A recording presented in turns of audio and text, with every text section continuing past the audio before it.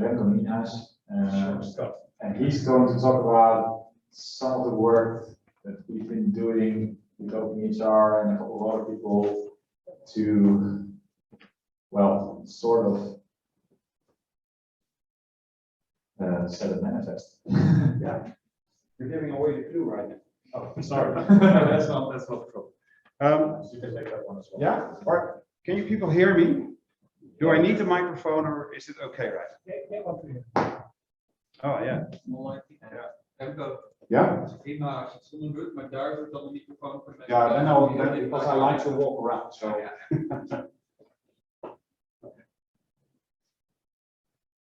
Wait a moment for the presentation to come up. I told you, now I'm giving away the clue as well. I will be talking about the manifest for open health information platforms, but that's only the end. This is who I am. Some of you know me already. I did my time in healthcare, in health informatics. I started as a nurse somewhere in the 90s, and I switched to healthcare informatics and software engineering just around the beginning of the 21st century. And that was also the time that I started working for a company, and they created a healthcare record, an electronic healthcare record, based on something called openEHR. Maybe even at that time it wasn't called openEHR, it was called GEAR. Yeah. Yes. Yeah. GEAR. Do you know what GEAR? GEAR. Good electronic health record. And even before that, good European health record. Right. So it was it was an older version of openEHR, and it had all kind of weird constructs like things. Are there any other people that have some knowledge about software engineering? It had stuff like multiple inheritance. It was a disaster, but we tried to create really working software from it. So I worked for Chipsoft. That was the company. You wouldn't name it, right? Yeah. Okay. Well, I will name it. I worked for Chipsoft for 16 years. It was great, but it's something completely different. It is not based on standards. It's not based on some common reference model. It's something completely different. And a couple of years ago, I was thinking, I'm getting older and older. I'm reaching 50. You wouldn't say so, I know, but I'm reaching 50. And I thought, maybe it's time to do something different. So I quit working at Chipsoft, started walking. It was the previous year, 2021. I had the idea of walking in the United States, doing the Southwest Pacific Trail, maybe someone who knows it, but COVID, so I couldn't go. So I walked from Delcel to I started walking all the way down. So I ended up somewhere in Belgium. I had my dog, it was great. And I wasn't really, I didn't know what to do next. I stopped working at Chipsoft, I had no idea. But people started calling me. So let me hear you haven't got work. Do you, would you like to look into this one? Or would you like to look into that? So I started blogging, I started thinking about problems. After a while, I thought maybe I should work for myself for a little while. So that's what I do right now. And I'm the owner, and I'm the only worker for my company. It's called Melius Health Informatics. So that's my connection with healthcare and healthcare informatics.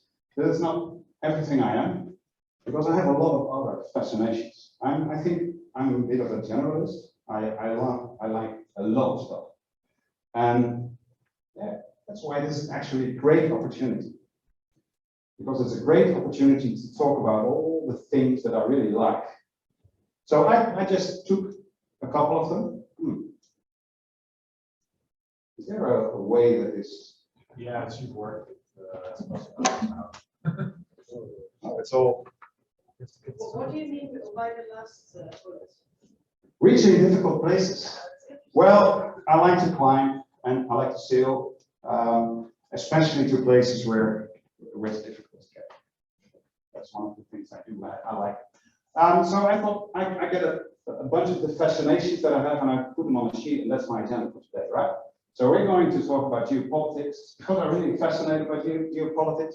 Further, Albert Einstein, and somehow I will try to connect all that to openEHR. And I did a workshop on presentations once, and they told me, okay, if you end your presentation, always end with a call to action. So I will add that one, right? The problem is we only have 30 minutes. So let's start. Start with geopolitics, right? Is there anyone who ever read this book and was just as amazed as I was? You know? Well, if you're interested in geopolitics, buy this book. It's brilliant. This guy, he wrote a book about, he tries to predict the next 100 years in geopolitics. And he did an amazing job. This book is published first in 2009. So we can only know for sure that he's right for the first 13 years of his prediction. But actually, most of the things that he thought would happen really did happen.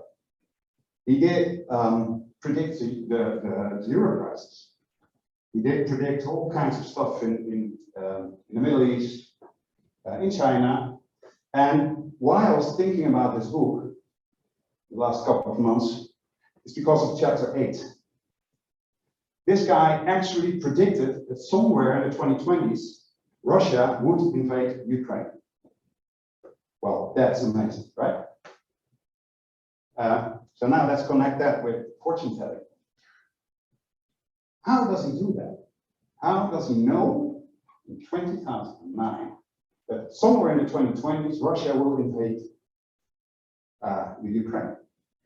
And I'm really interested in how he does that, because if I know that, if I know how he does that, I will be able to get the answer for the next really big question that keeps us all from our sleep late at night.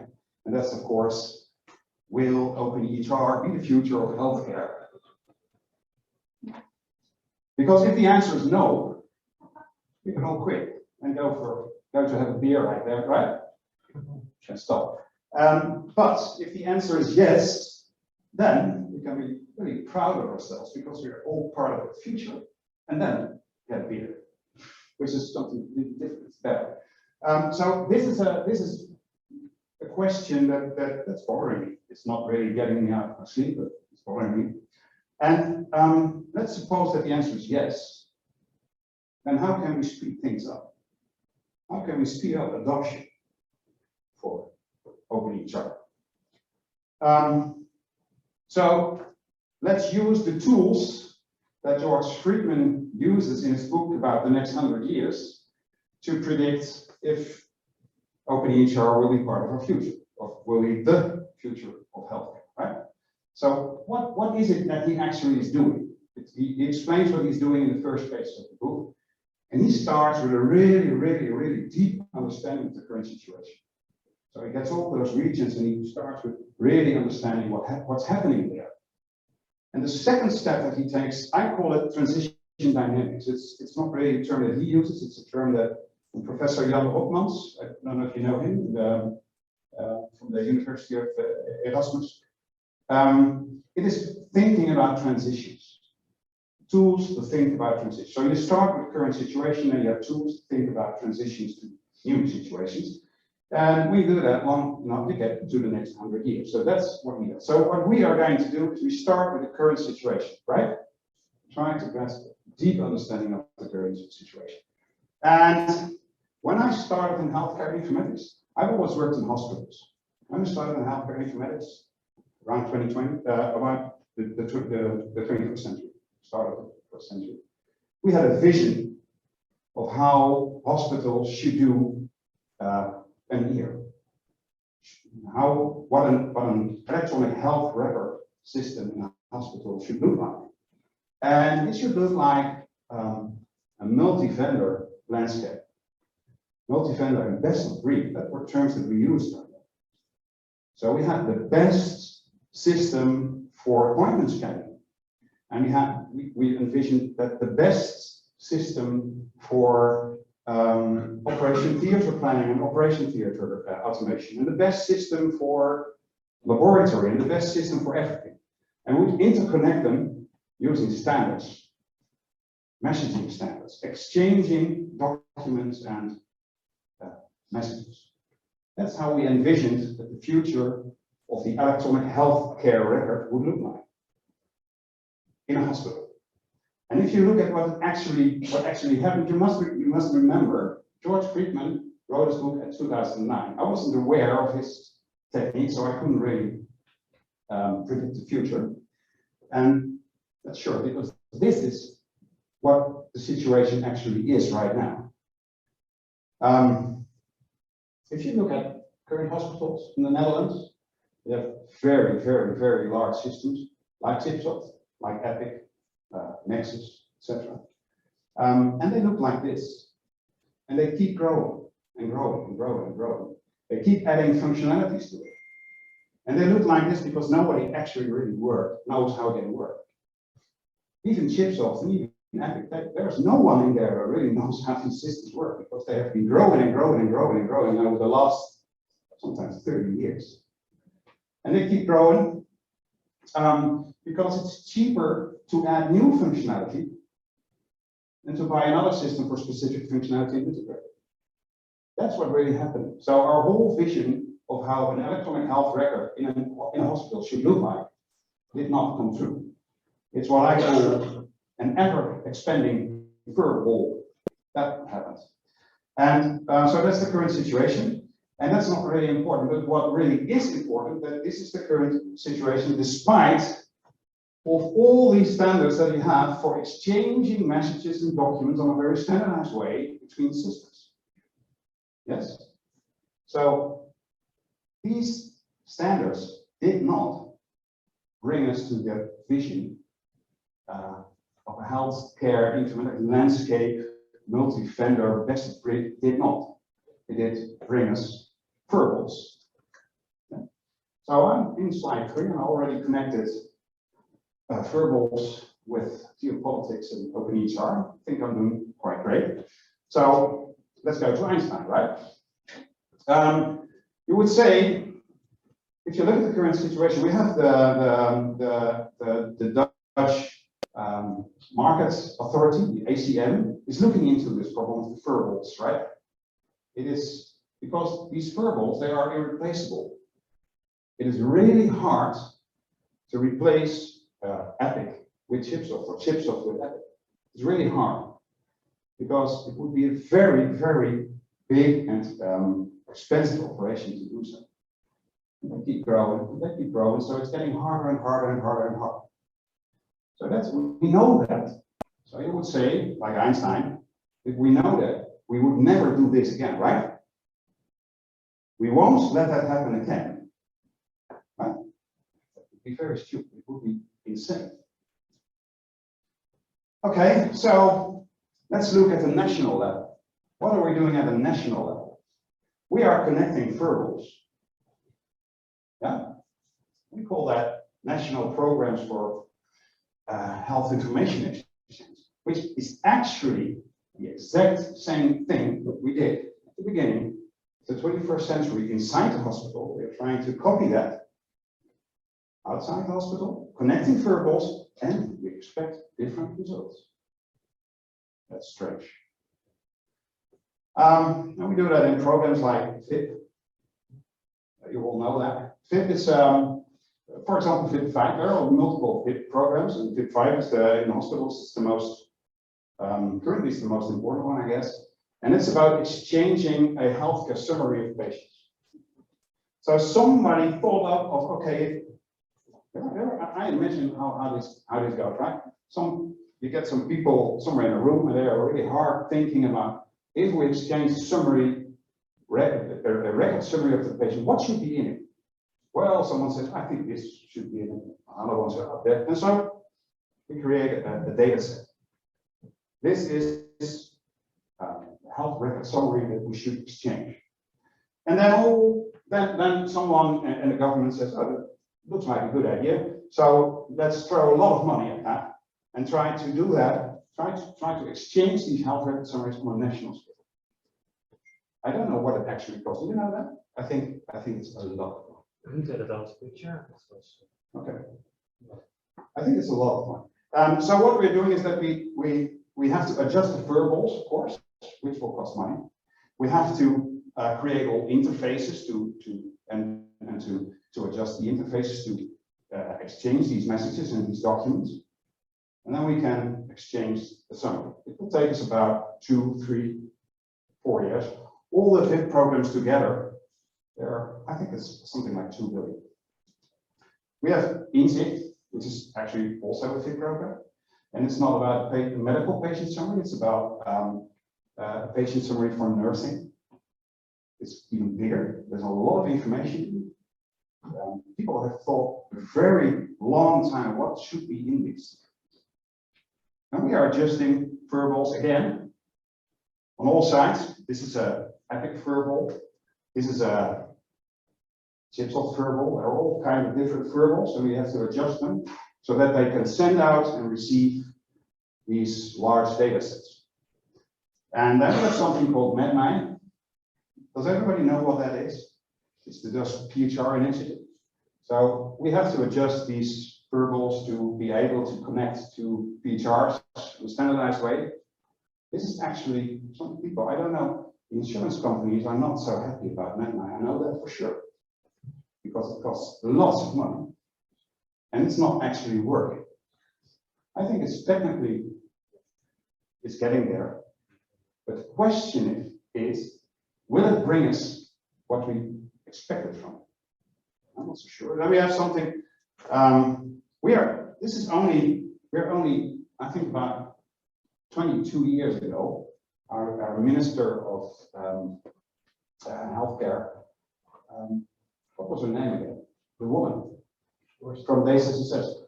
Els Borst, yeah. She invented the national ear 22, 23 years ago, maybe 24 years. So this is actually something that we're working on for the last 24 years. And I think we're still trying to solve this problem on this way. I didn't hear anybody saying that maybe we should look into a new kind of paradigm or something. Of course, then people say, oh, but now it's FHIR. That's better, right? It used to be HL7 CDA, which was very complex. It was very proprietary. FHIR is better. FHIR is just a new way of exchanging standardized messages and documents. It is a better way. There are more interaction patterns. It's more, it's a more modern way. So for developer, it's better than HL7 CDA. That's all right, but it's still the same. And Insanity is doing the same things, expecting different results. So there are lots of reasons why this won't work, and it's not working. Medline's failing. This one's will be failing too. Of course, we won't tell so. We won't tell anybody because we threw a lot of money to it.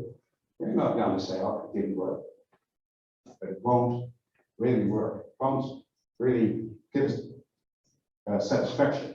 And one of the reasons why, I'm going to explain that using this little model of someone who's named Kano. Do you know this model? Kano's model for customer satisfaction. It's very simple. It's a 2x model. And on the horizontal axis, you have functionalities. So we have a product, and it has functionalities. On the left side, it has no functionality. On the right side, it has some manageable, well-fulfilled functionalities. So it's the most functionalities that you can think of. On the vertical axis, we have the actual customer satisfaction. So at the bottom, the customer is really not satisfied, it's dissatisfied. And at the top, it's really satisfied. So what you would expect is that when we add functionalities to the product, the customer satisfaction will go up and up. Something like this, right? This is what we expect. Why not? This is how it works, right? Okay, Kano discovered it doesn't work this way. Because there are, all functionalities are equal, but some functionalities are more equal than others. And you have kind of discovered that some functionalities, they're actually delighters. That is why who has a Tesla here? No. This is delighters is why people buy Teslas. You buy a Tesla because it has ludicrous mode or something. You can actually get from 0 to 100 kilometers an hour in 3 seconds. That's why people buy Teslas. They are very expensive. There are less expensive but better electronic vehicles, really, but they don't have this ridiculous mode. They're not that fast. So that's why we buy it. Why are people standing in line for the next iPhone even the day before it actually comes out? It's still a phone. You can phone with it. Okay, you can browse the internet. You can listen to music. That's great. That's because of the device. Yeah. But there is a flip side to that point, because on the other side we have something called basic needs. So some functionalities, if they're not in the product, people won't use it. They will throw it away. Even if they paid a lot of money for it, they won't use it. And now the question is, of course, are these Dutch national programs, are they the delighters that healthcare professionals are looking for? Well, most healthcare professionals that I talk to, they don't think that it will really delight them. It won't, summaries that they get from the other systems won't really delight them. It's even worse than that. It will not, it will even fail to fulfill their basic needs. So they won't use it. And why is this happening? This is happening because a couple of years ago, a couple of guys created a standard. It took them a long time to create that standard. And then everybody is working to change all their software, all their systems, all their interfaces to adopt that standard on a national scale. And it takes us a lot of time, a lot of money. So it's not possible to adjust this program somewhere in the middle. So you can't go to a healthcare professional, show them a prototype, and say, is this what you're looking for? And then when he says, well, no, it doesn't even fulfill my basic needs, then adjust it. It's not possible. Because if you do that, you have to adjust the standard. You have to start all over again. So we don't do that. That's why these programs will fail. And also, it's the same reason, it's exactly the same reason why in hospitals, at the beginning of the 21st century, people started buying complete solutions instead of best of breed. That's why hospitals bought themselves into firewalls. And there is a very high risk that in the Netherlands, if we come to the conclusion that all these programs fail, we think there's only one solution. Why not create a national ear? And then it will look like this. Then we have our own national firewall. Great. It will not help innovation. It will be a very closed system. Nobody will know how it works. And it will grow and grow and grow and grow. Innovation curve will slow down, just like what we're now witnessing within the large ear systems. Yeah, but that's not the way to go. Happily, there are some things that are changing. I read this. I don't know if anybody saw this. I think it was previous year, maybe 2 years ago. An article in Forbes. It's interesting to read. It's a very long read. It's a 2-part read. It's interesting. And it actually says, okay, all the vendors of these large ear systems, these large firewalls, they're all witnessing slowdown in revenue growth. All of them. And that's actually, I refer to that as declining firewall growth. It's kind of an economic principle. Yeah? And that's a good thing. And how does this come? This is because these hospitals, they are focusing on other technology than their large ears, their large firewall ears. They're focusing, for example, on home monitoring solutions. And instead of asking their ear vendor to include new functionality in the firewall to do home monitoring, they're trying to integrate solutions from other parties like Lucy and thank you, with their existing firewall. This is good news. This is actually the beginning of change, I think. So we talked about the current situation. We have a pretty good idea of what the current situation is. It's about verbals, it's about connecting verbals using technologies we used in the at the beginning of the century, and it won't work, but happily the growth of verbal is declining. That's great. Now let's look at the tools that Professor Jan Rotmans gives us for understanding transition dynamics. A transition is a large-scale, how do you say that? Evolution, a large-scale change in a large chaotic system. Healthcare, health IT is a large chaotic system. So you can look at it through the perspective of a transition. And a transition is always what you call an S-curve. So there's a stable phase. That was the era of what we talked about, exchanging standardized messages and documents. And then shit happens. There's a lot of chaos and a lot of powers that try to push the curve down because we want to flatten it. And there is a lot of powers that try to push the curve up to something new, to a new stable era over there. Now, the question, of course, is, will that be the era of openEHR? Let's look what powers are. There are a lot of powers. We have, I saw a couple of presentations. IMAP is a power, it's pushing up. Yeah, but there are also powers that push down. We have some legislation, like Vegas and like the ECS, European Health Data Space legislation, which actually pushes down because it wants us to stay in the era of exchanging documents, standardized documents, messages. They push down. Yeah. We have Dutch national programs, like the FIT programs I mentioned, and TWIN. They push down. They want us to stay in the era of exchanging standardized messages and documents.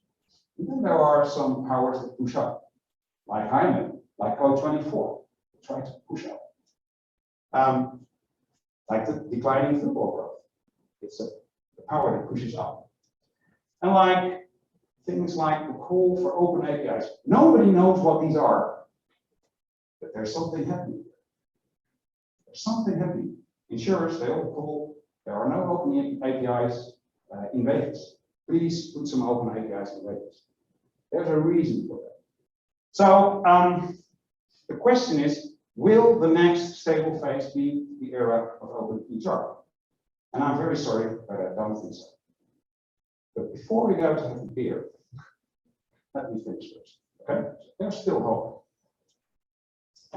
And why I don't think so, because what I think is that you can, if you look at open systems, there are a kind of generations. And systems evolve through generations. And the most popular generation in hospitals is, of course, the verbal generation, verbal EHR. These are systems that I think it's a kind of reactive openness. If the government creates a law that makes them implement standards, like the national programs, they will implement it. But it's reactive. Each time there's a new standard for a document or a message, they will implement it. They will. It will take some time, it will cost a lot of money, but they will. They don't, for all the stuff that there is no standard for, they won't be very open. That's where information blocking comes from. There's a lot of information inside these systems, really a lot of information inside these systems that you can't get out because there's no standard for it. And these are actually companies that do a lot of innovation. They do, but all in-house. They don't innovate in networks because they are pretty closed. Then you have a type of vendor and a type of system that I call a proactive system or a modular unit. And these are guys that if they create software, they create functionality, they put an API on it. No matter if it's possible to put a standards-based API in it, they will.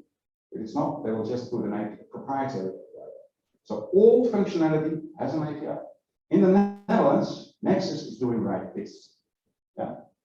Epic is moving towards this. If you go to the website open.epic.com, you can see that Epic is moving towards this type of. They have a closed core, they're here, and they are creating a lot of APIs, and because the growing has stopped. The growing has stopped. Growing preferable stopped. You get a lot of APIs, you can use it to connect, for example, our monitoring systems. And this actually creates another type of innovation in networks. And we have to get through this space because we have to learn how to innovate in networks. The people of your regional health exchange stuff, they have to learn how to innovate in networks. It's something that you have to go through. Companies, vendors have to learn how to innovate in networks. That takes time, so you have to go through that step. And if you do that, then in time you will learn that all these proprietary APIs, they actually take up a lot of time. And all these different systems, they're getting different kind of APIs. So when you start using these systems and you start innovation in networks, you will see a burst in innovation, but it will flatten. Because after a while, it will cost you a lot of money to keep innovating, So that's when the next iteration of open system will evolve. These are systems that don't use APIs. They use vendor neutral storage. They have one format for storing data. And they have a couple of APIs to retrieve, to post, to store, to update data, no matter what data. All the data in these platforms is accessible through a couple of APIs for querying, for storage. And they still innovate in networks, but it's kind of continuous innovations because you don't need to, if you want to innovate, you don't, you create new functionality, you don't have to create new APIs. You don't have to create, you don't have to redesign all kinds of standards each time that you want to innovate. So you can actually create a kind of continuous innovation. This will support continuous innovation. Because all the data we store in single format. We have a couple of 4 or 5 APIs, query, store, update, etc. So these are the generations of open systems. And currently, most of our systems are the verbal systems. Some of them are here. And there's only one type of system that I'm aware of that is actually doing this. What is that? Ah, we knew it. Okay, so if we know it, with this knowledge, we can upgrade our transition dynamics model, right? So, of course, the S-curve is not a singular curve. Because after a while, you go into the new transition, you go into the new transition, and you go into the new transition. So this is how you predict the future. So this was the era of exchanging standardized messages and documents that we're currently right in. That's a lot of chaos. People don't agree with each other. A lot of stuff about money and who's paying for what functionality, etc. And then I think we will reach the era of open APIs. The era where we learn how to innovate in networks. Some domains, like the mental health care, might be there sooner, or even might be here sooner, than, for example, hospitals. Some countries even skip the whole phase. If you don't have this starting point, if you start in here, then you will get there faster. But in Dutch hospitals, we will first have to go through this phase. And in the end, we will have the era of open health information platforms. That's my I think 20 years prediction.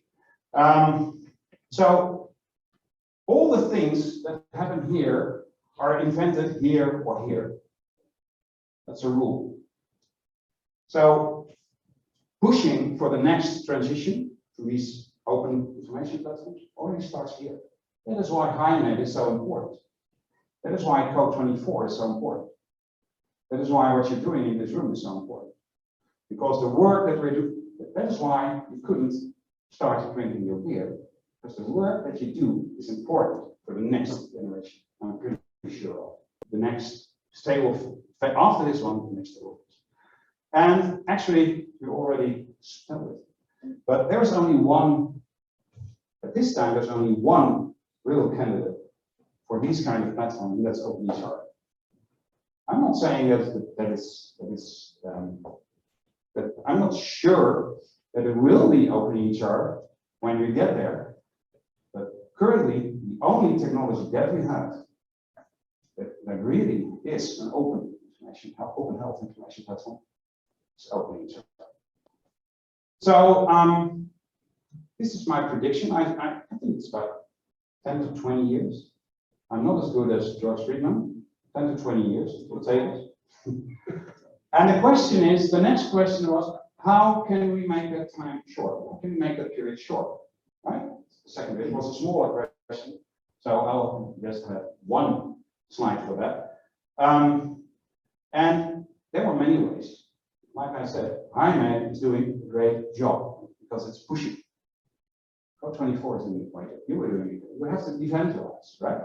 And a part of evangelization is not stepping in the, how do you say that? Please do not have the fire versus openEHR discussion.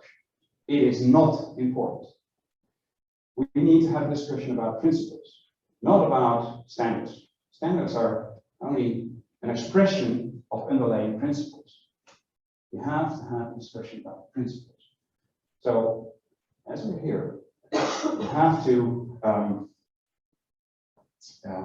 evangelize the principles and not the solution. Now, this is something that we did the last quarter. How long did we work on this? Especially the picture. I think you stole that. I stole it.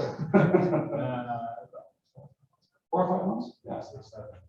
This is not all the work we did. You know, this is a document. There is a lot of explanation.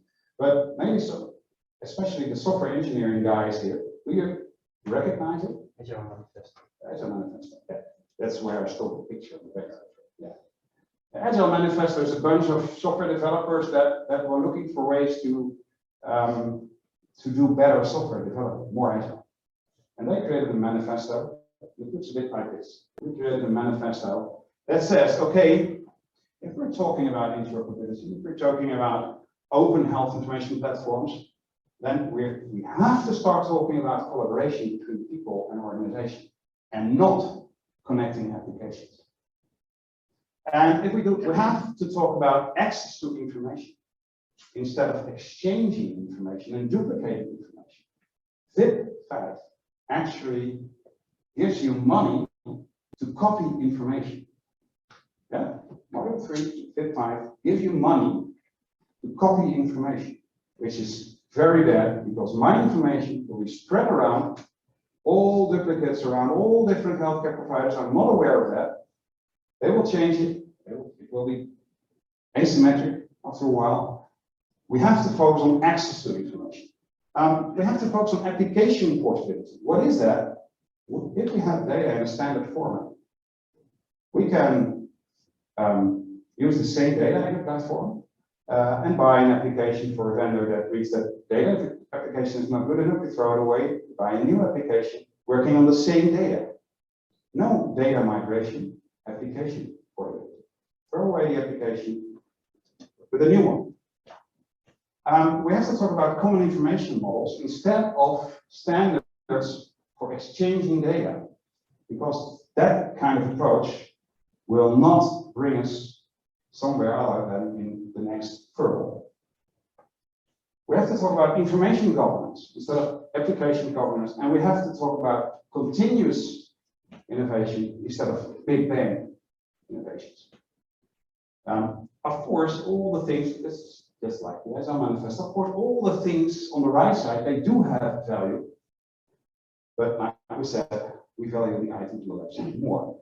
And this is, well, something, I think we have to discuss the principles. We have to look at the principles. If we do these large national programs, insurers, please look at the principles. That's it.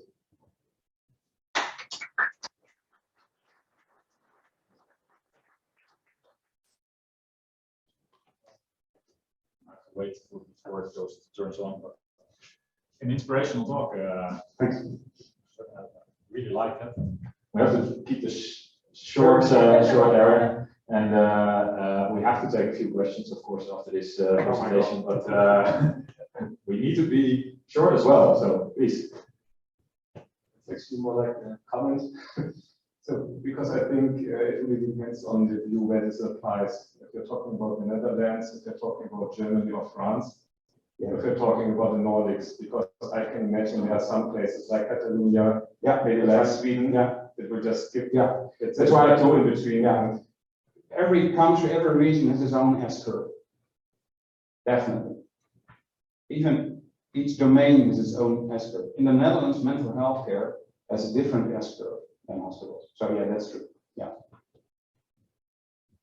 Also more comment. You talk about speeding up the process of, waiting another or pushing for another 10 to 20 years until the S-curve becomes the new standard. I think by pushing it more effectively, I think what we need to do is really not going out there and trying to push the message. Replace your hospital information systems by a CDR system. I agree. I mean, it's more the message: get on the way, get started, and keep your current system, use it as long as you want, but get on the way and get started. I'm not talking about replacing systems. No, I'm talking about principles. I think we have to discuss principles and not replacing systems. That's really important, because if you do that, you will get pushback. And you don't want pushback. Talk about principles. Don't discuss standards. Don't discuss you have to replace your system. Talk about principles. You can, even with verbal ears, you can use these principles if you talk about regional or national healthcare. Talk about principles. Other questions here. Okay. This is a mean question, but you're talking, we have to talk principles. Yeah. Who's we? And how do we? We. In this room. No, nobody outside, of course. This is a secret. Now, it is actually a very good question, especially in the Netherlands, because in the Netherlands, I think you were talking about governance on the whole information system in the Netherlands, right? And the governance is not really, there's no real governance on the whole national healthcare information system in the Netherlands. We're talking about that, but that is why people ask our ministry for regie. Please. Minister, please guide us, create governance. Yeah. So we is actually, I think it starts somewhere. It should start with talk about principles, and then you take that with you. Go to Nicholas and say, don't talk about this. Don't talk about fire. Talk about principles. Well, I fully agree. Yeah. I'll get to the next one. Thank you. We start a movement.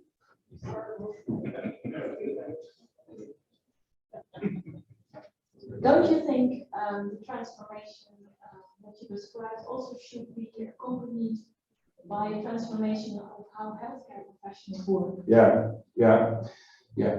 This is a whole other discussion. The short answer is yes, and I think these two transformations, they have to strengthen each other. Yeah, that's true. But it's. I have a lot of ideas about that, but let's do that the other time.